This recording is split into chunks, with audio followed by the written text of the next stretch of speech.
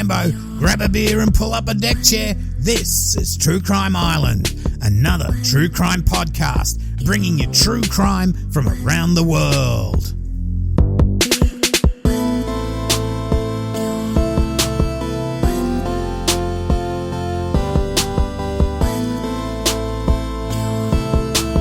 Hi Islanders, I hope all is well.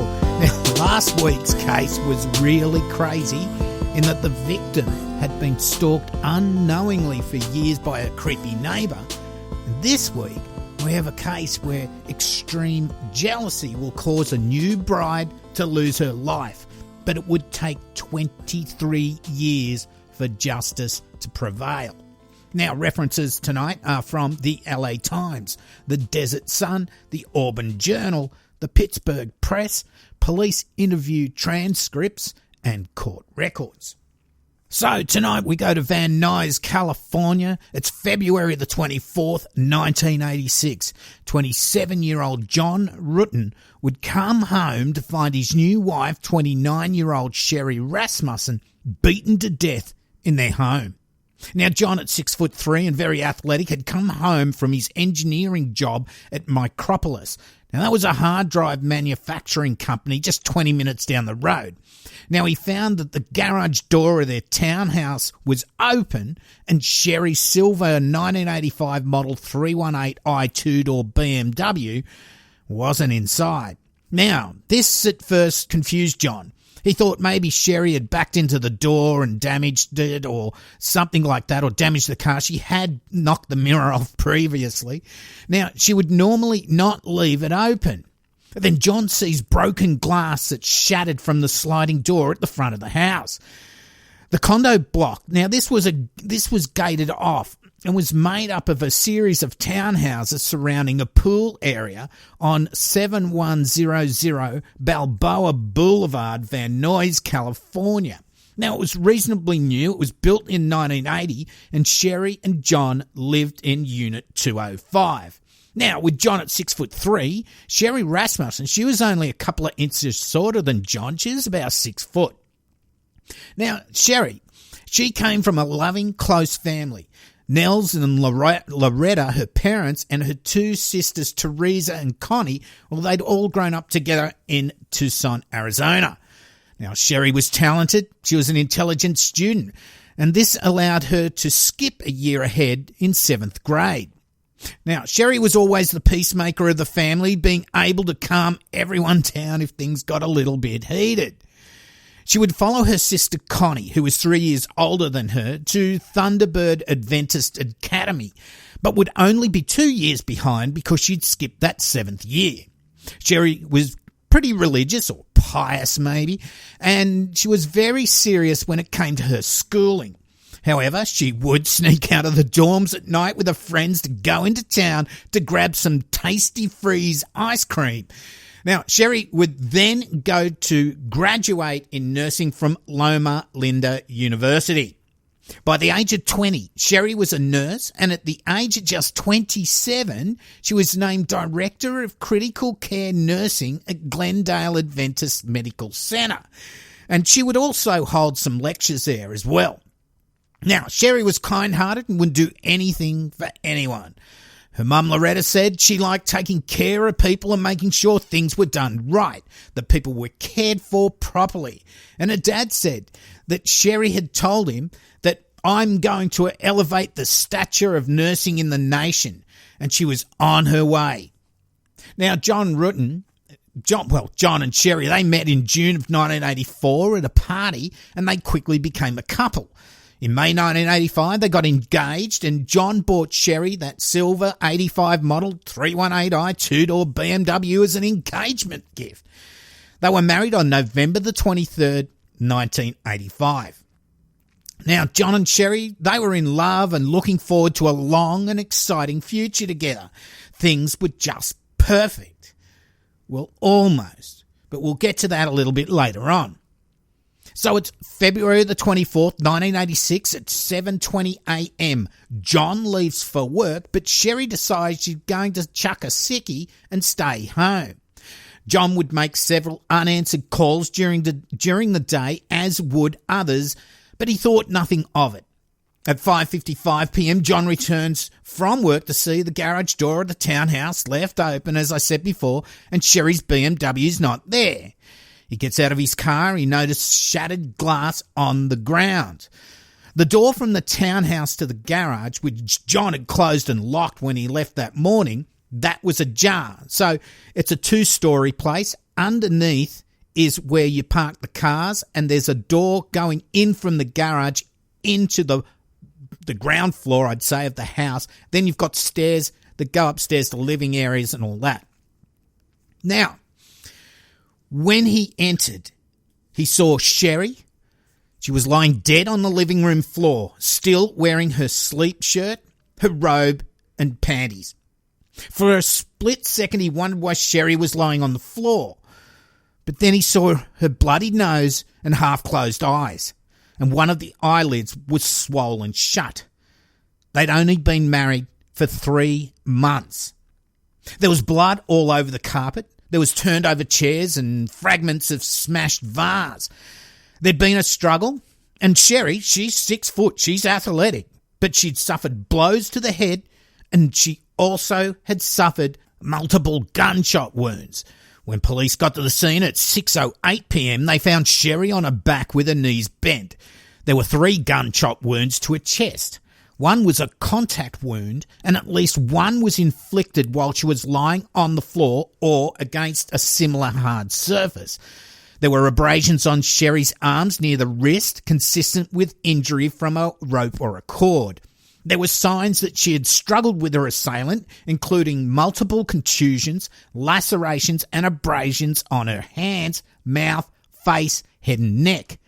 Broken pieces of 2 of Sherry's fingernails were found on the floor near the front door.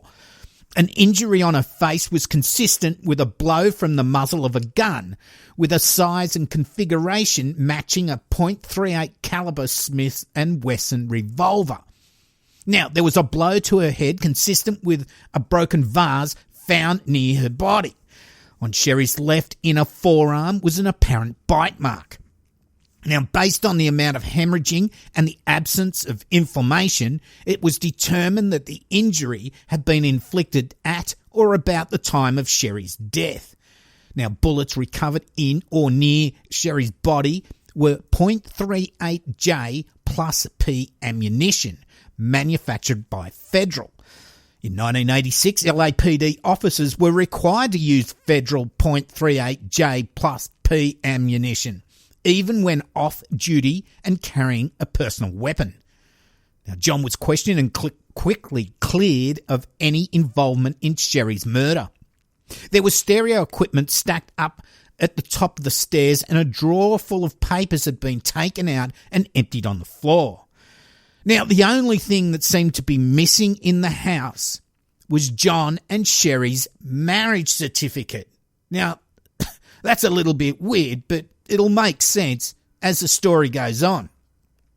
Now, to police, this looked like a burglary gone wrong, and the perpetrators had fled the scene in the victim's car. That's why the BMW was missing. Now, 11 days later, on March the 7th, 1986, the police found Sherry's BMW abandoned in a street in Van Nuys, about 2.5 miles away. The keys were in the ignition and no parts were stripped from the car.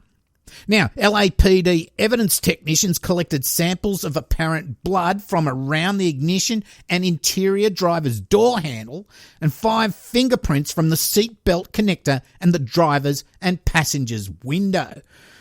Now, at around 9:30am on the morning of the incident, a neighbour went by Sherry's garage and saw the door open and there's no cars inside.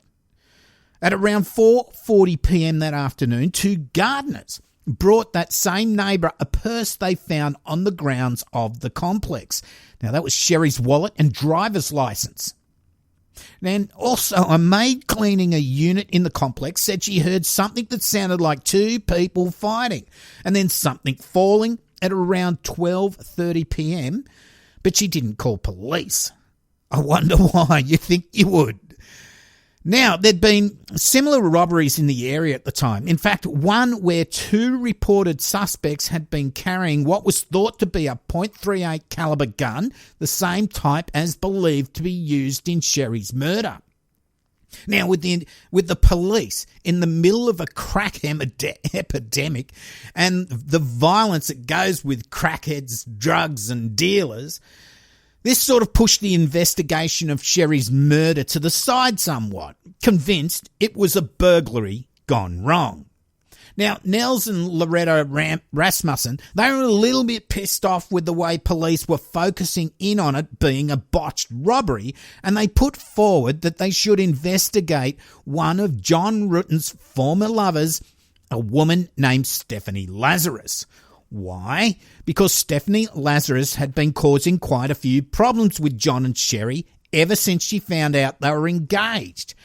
But there's this thing about Lazarus. She's a cop. Now, we'll talk more about Lazarus soon, but she was spoken to by investigators.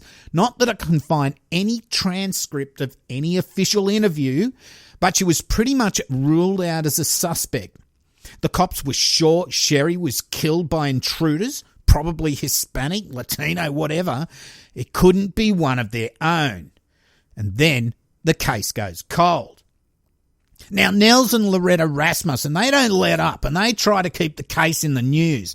And in October of 1986, they offered a $10,000 reward. Now, in the media release announcing the reward, police still were focusing in on the perpetrators being two burglars, citing another case that happened 2 months after Sherry was murdered, where two Latino men, one 5'4" and the other 5'6", where they pointed a gun at a woman during a break-in not far from John and Sherry's condo. Now, John Rutten, he would eventually leave his job and move out of the area. In 1993, as DNA testing was becoming a powerful tool for investigating crimes, Nels offered to pay for evidence to be tested, but he was told unless there was a suspect, they couldn't test anything. Now, I think that's the one thing that DNA testing does. It finds criminals who may already be in a DNA database but not currently suspected of any crimes. You find them that way. Anyway, again, the Rasmussen family went away empty-handed. But then in the late 90s, a new unit formed by the LAPD. They were tasked to go over cold cases to see if any of them had evidence that may be able to be tested with the latest DNA techniques. Now, Sherry's file would be looked at in 2004, and DNA testing, I'll say that, DNA testing of the saliva from the bite mark on her arm didn't match anyone in the database. But it did come up as something a little bit strange. It was DNA from a female. Now, the woman who tested the sample, her name was Jennifer Francis. She thought that as the bite mark was from a female, then the original theory that two burglars murdered Sherry must now be highly in doubt. Now, Jennifer had access to the complete file, and she found that there had been a female harassing Sherry before she was murdered. When Jennifer brought this up with her superiors, that they told her that the woman that had allegedly harassed Sherry was an LAPD detective and that she had nothing to do with it. So the file went back on the shelf, and I can now start to feel the rage building. So now we get to 2009, and a couple of detectives, Jim Nuttall and Pete Barber, they reviewed Sherry's file again. Now, this time they took a whole fresh look at the case. Okay, so now they had a bite mark from a female, and then when taking a big picture look at all the evidence, they found that the burglary theory just didn't fit at all. I mean, the condo complex was very well secured with gated access only. Now, this event happened during the day, which made it less likely to be a burglary. I mean, you can see people coming in and out of the house. Nothing was missing except for John and Sherry's marriage certificate. There was a jewellery box in plain sight on Sherry's dressing table. That was untouched. Now, there was a warning sticker on the front door as well, indicated these premises are alarmed, and there was no sign of forced entry. Although there were signs of a struggle, it did look like the scene had been staged to make it look like a robbery gone wrong, with the stereo equipment stacked up at the top of the stairs on the top floor. Now, Nuttall and Barber, they thought this must have, well, it would have been knocked over in the fight, not stepped over, and surely the attackers wouldn't have stacked it up after killing Sherry and then not bothered to take it with them.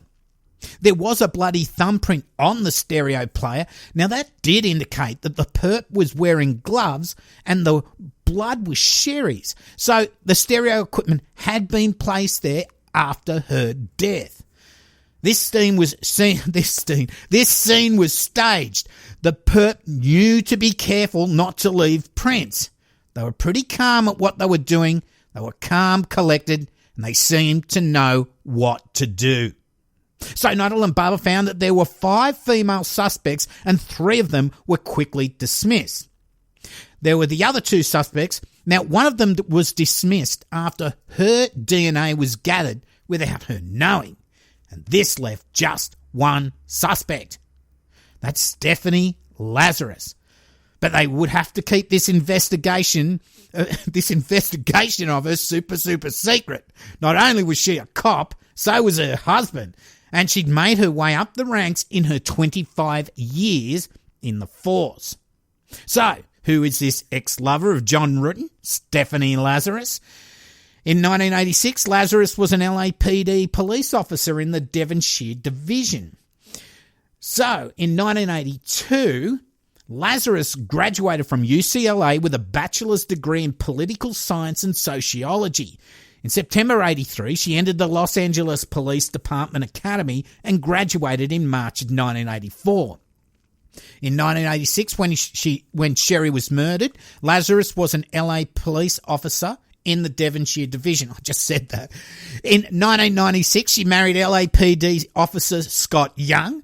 Now, they desperately wanted a child, and they would end up adopting a daughter.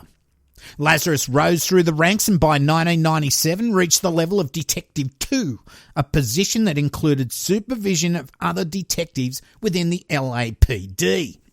From January 2006 until June the 5th, 2009, which is an important date, Lazarus was assigned to the Commercial Crimes Division Art Theft Detail and became an expert in the recovery of stolen fine art. She'd take a few holidays to Italy and go around the art galleries as well. She loved it. During her 26 years with the LAPD, Lazarus received multiple commendations for her work, such as making an enormous contribution to an anti-drug program for school children, being a tremendous asset to her team, and someone with strong moral values and honest both in her character and work. Yeah. In 1998, Lazarus was named the Outstanding Detective of the Year for the Van Nuys Division of the LAPD. In 2003, she received the same award for the Devonshire Division. Her LAPD personal record contained no allegations of excessive force or improper conduct as an officer. Now, those who'd known Lazarus for decades, including fellow officers, said she was a non-violent person. Lazarus at one stage ran a private investigation firm on the side called Unique Investigations. Now, here she offered free photographing and fingerprinting of children as part of a protection kit for parents. That's so nice. Now, Brian McCartan, Brian McCartan, who attended the academy with Lazarus, described her as the strongest, most aggressive, most persistent fighter of the women in his class. Michael Hargraves, Lazarus's friend and former roommate and a former police officer, he described her fitness level as outstanding and her level of strength with respect to other women as superior. Hargrave also said that Lazarus was an expert-level shooter. Now, sometime between 1985 and 1987, Lazarus showed her friend and fellow officer Jamie Weaver lock-picking tools and told Weaver she'd learned how to use them. In 1986, when Sherry was murdered, it was common practice for LAPD officers to carry a backup weapon in addition to the weapon issued to them by the department. Officers were expected to let the LAPD armory know when they purchased a backup weapon, and they were permitted to carry only guns that could be used with the federal .38J plus P bullets. Now, records from the Armourer's office indicated that on February 29, 1984, Lazarus purchased a .38 caliber Smith & Wesson Model 49 revolver. It was a 5-shot model. Its barrel was approximately 2 inches long. The bullets found at the crime scene were these federal .38J plus P bullets. Now, on March the 9th, 1986, less than 2 weeks after Sherry's death, Lazarus reported to the Santa Monica Police Department, not her own, that her Smith & Wesson Model 49 revolver had been stolen from the glove compartment of her car while parked in Santa Monica.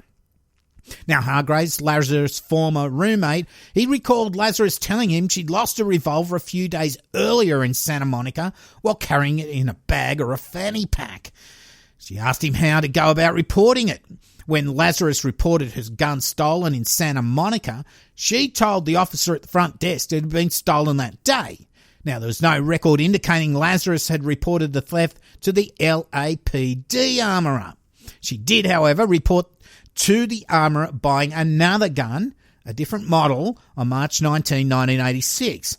So, she has a gun, the same as what was probably used to smash the face of Sherry, used the same rounds as she was required to use as part of her job, and the gun goes missing. But she lies about when it's gone missing, and she doesn't report it missing to her own department. She goes to another department to report it missing. So, Nuttall and Barber set about covertly getting a sample of Lazarus's DNA. Now, they end up getting very lucky. They got a sample of her DNA by getting a drink cup and straw that she chucked away. Boom, fuckalunga. Stephanie Lazarus's DNA matched that from the saliva sample taken from the bite mark on Sherry's arm. So, they had to make a plan to get Lazarus in custody without tipping her off or tipping anyone else off who might then tell her. I mean, her hubby, Scott Young, he worked as a detective in the San Fernando Valley. Lazarus had got to work early on the morning of June the 5th, 2009, got there around 6:40 a.m. and had been sitting in her third-floor office.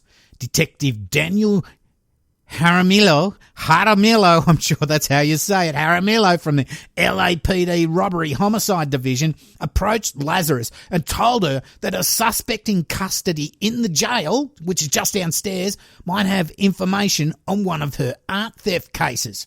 She immediately left with Jaramillo to check on the suspect. But she'd have to give up her gun at the front desk as this was jail policy. Now, when disarmed, she's taken to a small room where Detective Greg Stearns was waiting. Now, this is where the video I'll put up on my YouTube site begins, with Lazarus chatting away with detectives. So go to True Crime Island on YouTube and have a look at this either now or later. After a couple of minutes of small talk, cop talk, Jaramillo tells Lazarus that they aren't there to talk art thefts. Rather, they want to talk to her about her former lover, John Rutten, and they use the ruse of the art theft so as not to embarrass her in front of the other officers, her workmates up in her office.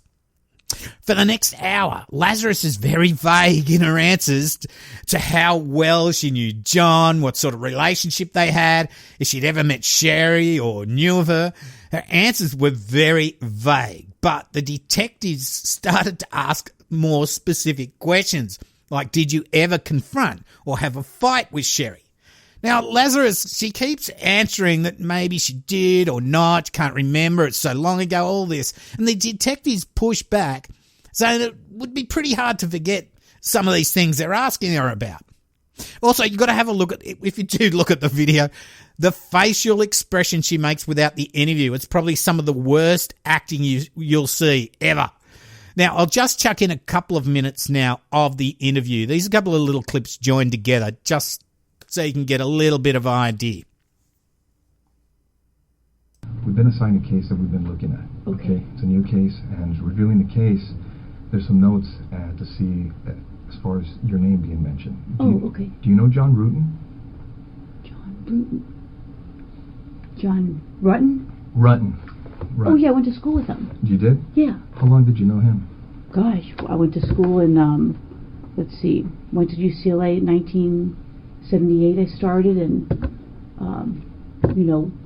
met him at school at the dorms. Were you guys friends, close friends? Yeah, we're very close friends. I mean, what's this all about? Well, it's a case we're working on. It involves John, and in there, some of the statements we reviewed, there's notes and stuff that he knew you and stuff. Oh, yeah. I mean, we were good friends. Lived in the dorms for 2 years. You guys lived in the same dorm? Yeah. Okay. Yeah, Dykstra. Okay. Were you guys just friends or anything else, or? Yeah, we were good friends. Yeah. Was there ever any relationship or anything that developed between you guys? Yeah, I mean, we dated. I mean, what's this all about? Well, it's relating to his wife. Okay. Okay. Did you know her? Not really. I mean, I knew that he got married years ago. Did you ever meet her? God, I don't know. Do you know who she was or anything? Well, let me think. God, it's been a long time ago. I may have met her. Geez. Yeah. Had you ever met his wife? I may have. Do you remember her name or anything, or?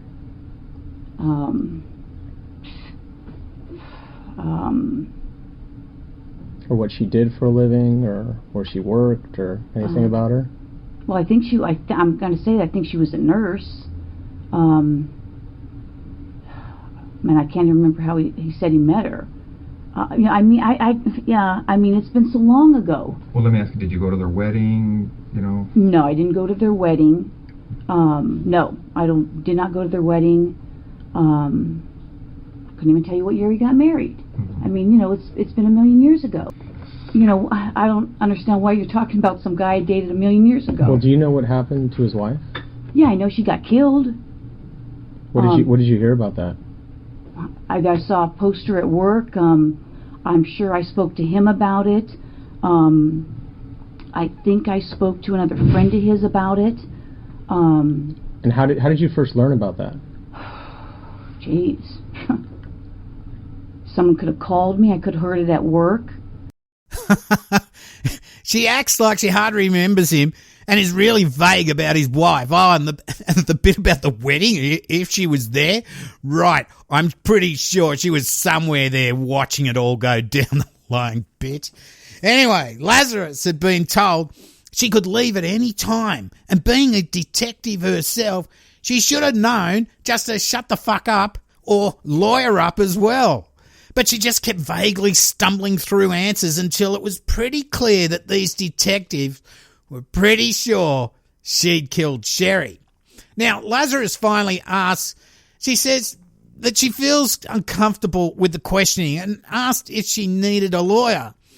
She then gets up to leave, but when she walks out of the room, she's intercepted by another couple of detectives and she is arrested formally for the murder of Sherry Rasmussen. Then she was brought back into the room in handcuffs, and this is where the YouTube video ends. But there is a transcript you can read. Now, all that's left for the next bit in this transcript before they take her downtown to book her into the jail, it's just more small talk again, and it's sort of like cop talk, as if she's in total denial that she's just been arrested for murder, and she's just chatting around with the cops in the room. Now, at one point when Lazarus is getting his stuff put in a prison bag, they just take everything out of her pockets, they're going to chuck it in a big bag so that they can lock it up when she goes to prison, she couldn't get her wedding ring off. Then one of the cops in the room says, "Spit on your finger. Saliva does wonders." I guess that's a cop DNA joke. Okay, so a place is searched and they uncovered diaries that covered the period when she was with John Rutten and when he met Sherry, got engaged and married. Now, Lazarus would be found to be quite the bunny boiler, and even though she'd risen up through the force with many awards and achievements, she was secretly called Lazarus behind her back as she would go off when she was frustrated or angry with these wild, crazy eyes. She often stalked John and noted it in this diary. Lazarus's home computers were analysed by a computer expert who determined that she'd performed searches of Rutten's name in April 1998, May 99 and December 1999, so she still hadn't got over John years after Sherry's death. When she heard of John and Sherry getting married way back in 85, it did catch her off guard, and she called John in tears and begged for him to come and see her. Now, stupid John, he did go to Lazarus's condo and they smashed, with John telling her that it would be the last time that they were going to fuck, and that he left thinking that would make her feel better. Come on, John, you think that much of yourself that you think bonking her for one last time would be such an amazing life experience that you could calm her the fuck down. Now, I don't want to be too harsh on John, as he did lose his wife, but he did bring on the bunny boiling to a certain extent. Now, he reckons he did confess to Sherry about having boned Lazarus, but I feel Lazarus probably got straight on the phone to Sherry and let her know. Regardless, Sherry did forgive John and they went on to get married. Now, Lazarus had also turned up at the Glendale Adventist Hospital where Sherry worked and allegedly threatened her. And she said, "If I can't have John, nobody else will." Now, it would be found that not only did Lazarus confront Sherry at her work over John, but she also broke into their home and waited for her to come home. Waited for Sherry to come home and confronted her there and then in her police uniform. I mean, what the fuck? Lazarus, she also threatened Sherry over the phone a couple of days before she was murdered.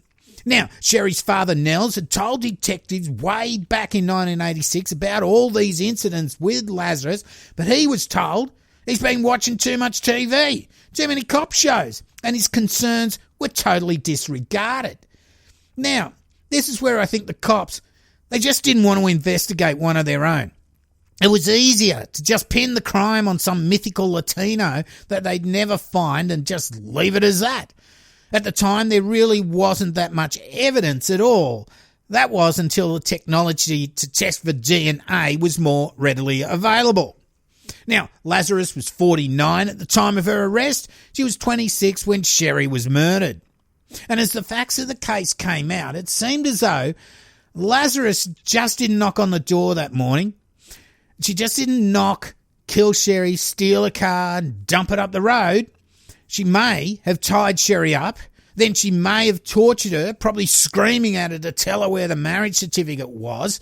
She bludgeoned Sherry across the head with a vase that John had bought her as a 3-month wedding gift, smashing it across her head in pieces. After she'd tortured her, she shot her 3 times in the chest, with a couple of the shots hitting her while she was on her back on the ground. A couple of other shots had missed, and one of them had shattered a sliding glass door. Now, that was the glass that John had seen when he got home. Now, whatever happened that day, Lazarus brutally murdered a young, innocent person that had given so much to society and had the potential to give so much more. She not only stole from her friends and family, but also from her loving husband. As she said, "If I can't have John, nobody else will." Well, John did find another partner, and sadly, Scott Young, he found Stephanie Lazarus. Now, Lazarus would be found guilty of murder in the first degree of Sherry Rasmussen and was sentenced to 27 years to life. Lazarus is doing a time at the Central California Women's Facility. She'll be eligible for parole in 2039. Now, prosecutors said after the trial, Lazarus misused the police training in the most profound way imaginable by utilising that training and experience to commit murder and to cover up the crime. Lazarus betrayed the trust placed in her by Los Angeles Police Department and by people of Los Angeles in order to pursue her own murderous ends. Lazarus' profound narcissism led her to kill and continues to motivate her denial of responsibility. Now, just a side note, John Rutten saw Lazarus in 1989, 3 years after Sherry's murder. This was it when they were both in Hawaii on vacation with other people. Now, he saw her 2 or 3 times afterwards and they bonked. But they never became involved in a relationship. They were just occasional fuck buddies. That's really creepy. So what do you think, Islanders? 23 years is a long time to not get caught. Do you think that Lazarus was watching over his shoulder, dreading the day she might get busted?